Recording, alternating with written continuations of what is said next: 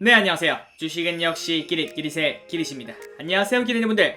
자, 주말 잘 보내고 계신가요? 저 기릿 또 푹 쉬고 있습니다. 와, 이렇게 쉬어도 되나? 싶을 정도로 쉬고 있으니까 너무 걱정하지 않으셔도 됩니다. 기린 여러분들도 푹 쉬고 있으시죠? 자, 그래서 오늘은 정말 심플하게 공부를 해볼 건데요. 여러분들이 그냥 쉬면서 편하게 들으시면 될 것 같습니다. 자, 오늘 공부는 신규 컨텐츠입니다. 이제 새로 한번 이렇게 만들어 봤는데요. 매주 체크포인트라는 이름을 가지고 있습니다. 자, 아마도 앞으로는 매주 주말에 매주 체크포인트 이 영상과 그리고 플러스 IPO 정리 이 두 개의 영상은 매주 만나뵐 수 있을 것 같습니다. 자, 주말의 시간은 평일보다 더 중요하지 않겠습니까? 바로 시작하도록 하겠습니다. 오늘 또 저기리까 같이 공부해주셔서 정말 감사합니다. Let's get it! 자, 오늘의 영상은 이렇게 4가지로 나뉘어져 있습니다. 일단 첫 번째, 이번 주의 증시가 어떻게 흘러갔는지, 그 다음 두 번째, 이번 주 매도 및 연기금 외국인 매수 상위 종목 정리. 기리, 이거 뭔가 낯이 있는데? 1번, 2번 같은 경우에는 이때까지 매주 여러분과 함께 공부를 했었죠. 연기금과 외국인이 이번 주에 무엇을 샀는지 그런 것들을 정리해서 알려드렸었습니다. 그런데 저기리쌤, 이거 말고 다른 정보도 조금 더 넣은 다음에 그리고 정말 심플하게 기린 여러분들이랑 같이 공부하자라는 생각에 다다랐습니다. 그래서 3번, 4번이 추가되었는데요. 자, 3번이 뭐냐?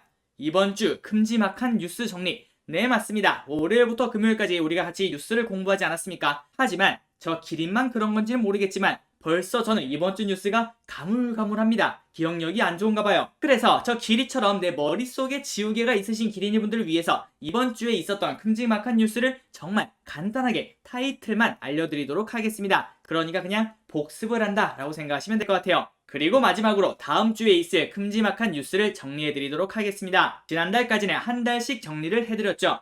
그런데 막상 해보니까 한 달이란 시간은 꽤나 길었습니다. 시간이 지나면서 어떤 뉴스가 있었는지 잘 기억도 안 나고 그 다음에 날짜를 외우기가 너무나 힘들었죠. 그래서 저기리씨 매주 보면은 그래도 괜찮겠다라는 생각에 이렇게 한번 준비를 해봤습니다.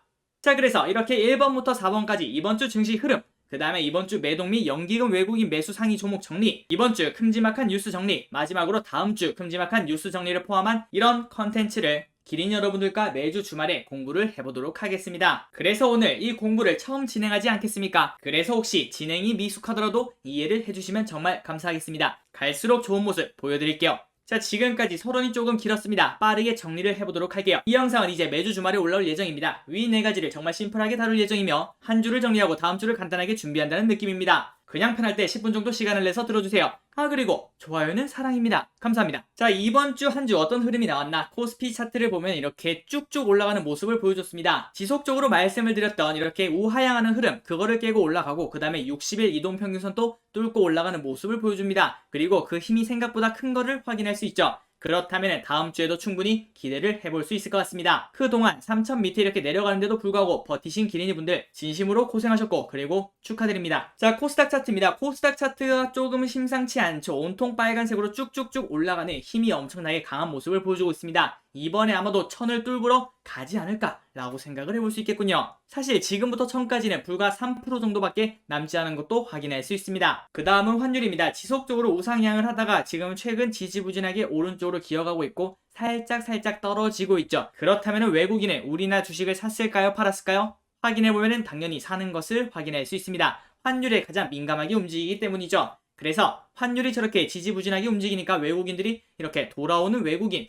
이런 타이틀을 가지고 돌아오는 걸 확인할 수 있고요. 그 다음에 개인분들은 매도, 기간은 그냥 눈치 보기, 그 다음 연기금도 어느 정도 매도량이 확연히 줄어든 걸 확인할 수 있습니다. 그 전주만 해도 2천억, 2천억, 3천억, 2천억 이렇게 매도를 하는데 이번 주에 들어서 200억 이렇게 적게 10분의 1 토막을 내서 매도라는 걸 확인할 수 있죠. 그래서 연기금 안 사도 좋으니까 그냥 적당히만 팔아라 라고 말하고 싶군요. 그래서 이번 주는 흐름이 좋았다, 그리고 다음 주까지도 일단 흐름이 좋아 보인다 라고 충분히 생각을 해볼 수 있을 것 같습니다. 자, 다음에 연기금, 그 다음에 외국인의 픽이 뭐가 있는지 정말 빠르게 알아보도록 할게요. 자, 일단 연기금이 이번 주에 매수한 기업들인데요. 자, 1등부터 보도록 하겠습니다. 기아차, 현대차, 하나솔루션, SK이노베이션, LG화학, 현대모비스, 현대제철, 삼성 SDS, 삼성 SDI, LNF, 아모레퍼시픽, LG디스플레이, 한정 KPS, SK바이오사이언스, CS윈드, CJ대한통운, 한샘, SK 한국금융지주 이렇게 여러 기업이 있는 걸 확인할 수 있고요.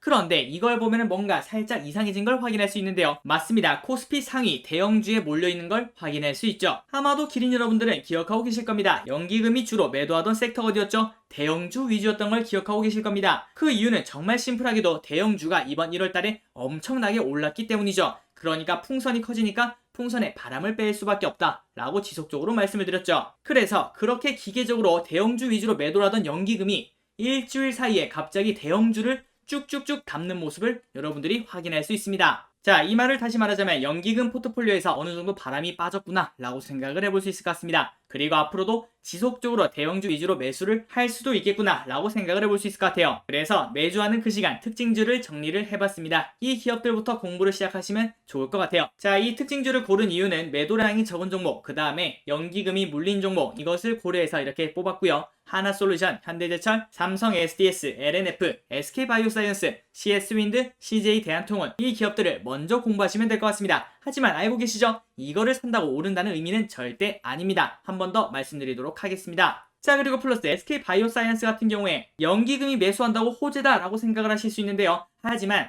지난번 기사에서 같이 공부했다시피 SK바이오사이언스를 연기금이 사는 이유는 SK바이오사이언스가 코스피 상위에 있는 종목 아니겠습니까? 그런데 상장한 지 얼마 안 됐죠. 그 말은 연기금이 지금 보유하고 있는 물량이 얼마 없다 라고 생각을 해볼 수 있을 것 같습니다. 그런데 연기금은 기계적으로 투자하는 걸 좋아합니다. 그러니까 정해진 틀대로 움직이죠. 그래서 연기금 같은 경우에는 코스피 상위에 있는 SK바사를 포트폴리오에 넣으려고 할 겁니다. 그래서 지금 포트폴리오에 넣기 위해서 기계적으로 매수를 하고 있다라고 생각하는 게 더 옳을 것 같습니다. 연기금이 SK바사를 너무 좋게 봐서 지금 매수를 하고 있다라는 생각보단요. 자, 다음에 이번 주 외국인은 도대체 무엇을 샀나 라고 봤는데 1등에 그 기업이 들어가 있죠. 드디어 삼성전자, SK하이닉스 1, 2등을 차지한 걸 확인할 수 있습니다. 그러니까 대형주 위주로 쓸어 담는다 라고 볼 수 있겠죠.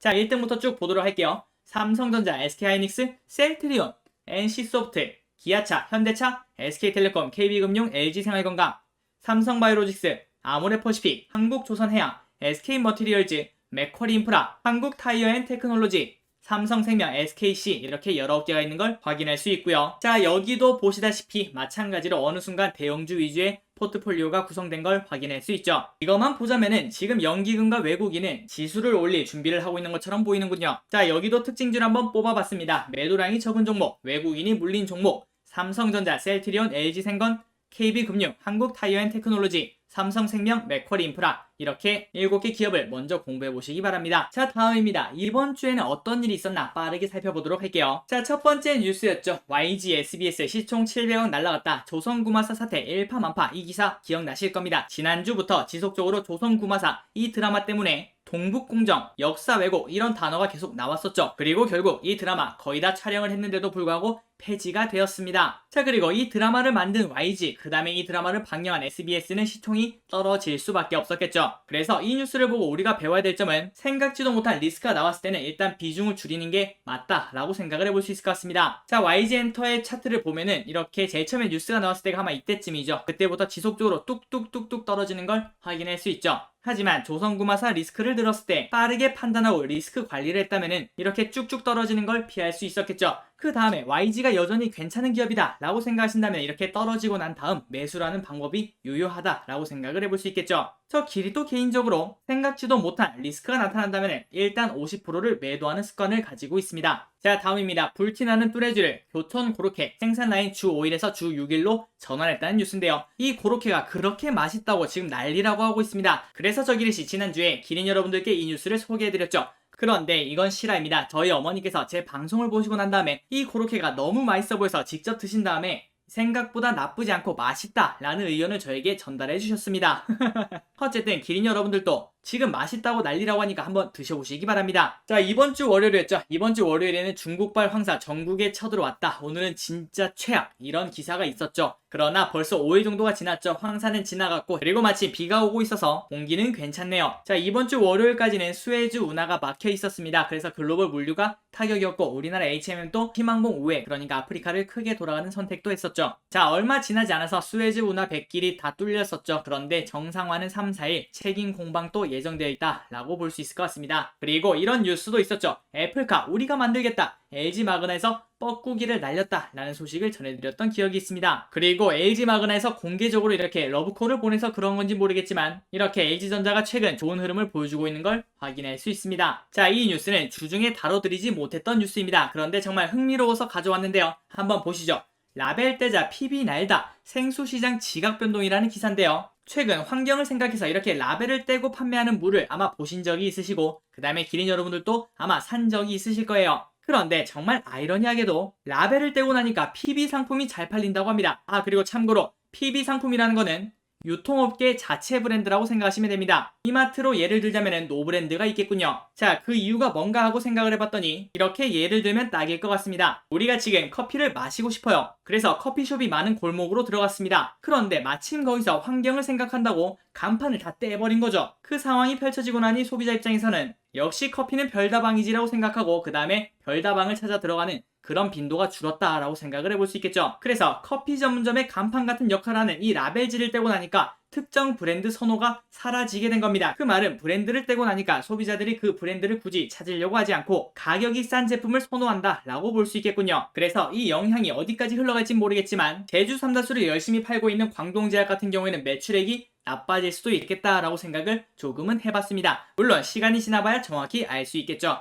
서길이 개인적으로는 정말 흥미로웠던 뉴스였습니다. 수요일에는 이런 뉴스가 나왔죠. 8만전자에 갇힌 삼성전자 12만원 외치는 증권가. 왜? 내용을 보시면 삼성전자 올해 1분기 실적 발표를 앞두고 증권가에 관심이 쏠린다. 그리고 이번 주에 마침 삼성전자에 관련된 리포트가 많이 나오기도 했었습니다. 그래서 저기릿이 그에 관련된 뉴스들을 다뤄드렸죠. 그리고 난 다음에 삼성전자 오랜만에 목금 쭉쭉 올라가는 모습도 보여주고 있습니다. 그리고 다음 뉴스는 비트코인 국내에서 줄줄이 최고가 경신 한때 7,200만원 육박. 금요일날 같이 공부했던 뉴스였죠. 1,500원 주고 산 해리포터 알고 보니까 1억짜리 희귀 초판본이란데요. 자, 여러분 집에 꼭 이런 책이 있는지 빠르게 찾아보시기 바랍니다. 여러분 책장에 1억원짜리가 숨어있을 수도 있어요. 자, 306%, 55%, 39%. 과연 이게 어디 수익률일까요? 바로 파, 사과, 달걀 수익률이라고 합니다. 한숨 나는 장바구니 물가. 그래서 파가 너무 비싸다 보니까 이렇게 파를 직접 키우는 이렇게 화분, 배양토, 식물 전용 영양제도 팔고 있는 걸 확인할 수 있네요. 그런데 최근 마트에 갔을 때 저 기리씨 느낀 거는 조금 내린 건 줄 알았는데 제 착각이었나 봅니다. 그리고 마지막 다음 주 주요 일정을 빠르게 알아보도록 하겠습니다. 자, 이렇게 월화수목금토일 이렇게 나와 있는데 여기서 저 기리씨 생각했을 때 중요한 것들 몇 가지만 집어보도록 하겠습니다. 자, 4월 7일에는 재보궐선거가 있습니다. 이제 이 부분은 꼭 알고 계시면 좋을 것 같고요. 그리고 혹시 선거에 관련된 주식을 가지고 계시다면은 수요일 전에, 그러니까 화요일까지 이 말을 꼭 생각하시기 바래요. 뉴스에 팔아라. 자, 그리고 수요일에는 또 큰일이 하나 있죠. 삼성전자의 잠정 실적이 나오게 됩니다. 그래서 이때까지 삼성전자 쭉쭉 올라가겠는데요. 과연 실적이 어떻게 나올지, 이 삼성전자도 뉴스에 팔아라를 해야 될지, 그런 것들은 지속적으로 한번 다뤄보도록 하겠습니다. 그리고 같은 날 LG전자 같은 경우에도 잠정 실적이 발표된다 라는 점을 알려드리도록 하겠습니다. 그리고 마지막입니다. 4월 8일 목요일 옵션 만기일입니다. 그래서 이 날은 그냥 투자하지 않는 날이구나 라고 생각을 하시면 될 것 같습니다. 자, 지금까지 신규 컨텐츠, 그러니까 한 주 정리, 그 다음에 뉴스도 정리를 해보고, 그 다음에 연기금이나 외국인이랑 뭐 샀는지 그런 것도 정리를 하고, 그 다음 플러스 다음 주에 뭐가 있을지 그런 것도 한번 정리를 해봤습니다. 자, 열심히 공부하다 보니까 시간이 좀 길어졌군요. 지금까지 같이 공부해주셔서 정말 감사합니다. 지금까지 기리셨습니다. 감사합니다.